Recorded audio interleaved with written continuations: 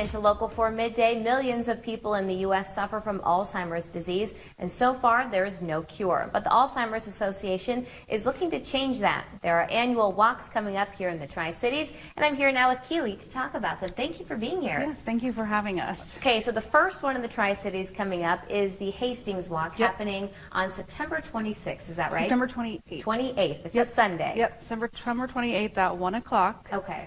Registration is at 1, our opening ceremonies are at 1:30, and then the walk will kick off at 2. What can people expect? It's, there's different booths and things like that, but the process kind of the whole kickoff is really special. Yep, so we've had a lot of fundraising events, just a lot of local companies here in Hastings, organizations that have held their own fundraising events, which help a lot. So the kickoff starts way early in the year.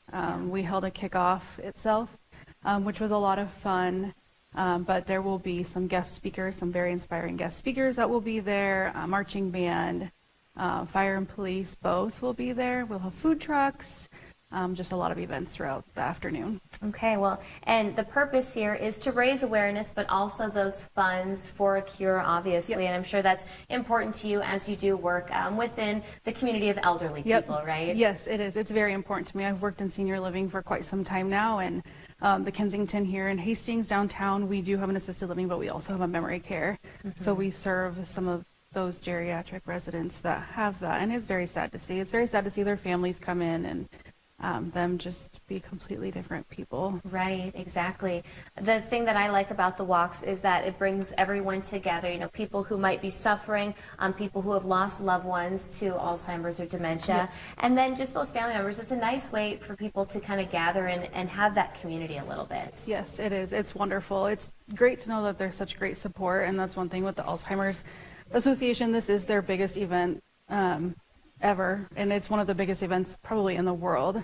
Wow. But the funds raised go to help, support and for research, to continue that research to help find a cure for Alzheimer's. And there's always that last flower for that first person who is cured of Alzheimer's, which is always so cool to see. So again, it's happening at Brickyard Park on September 28th at 1 o'clock. When can people expect things to kind of start kicking off, the walk and everything? Yep, so like I said, we've already done a lot of our kickoff stuff, so it's just kind of been ongoing. So just lots of hype up to the day itself.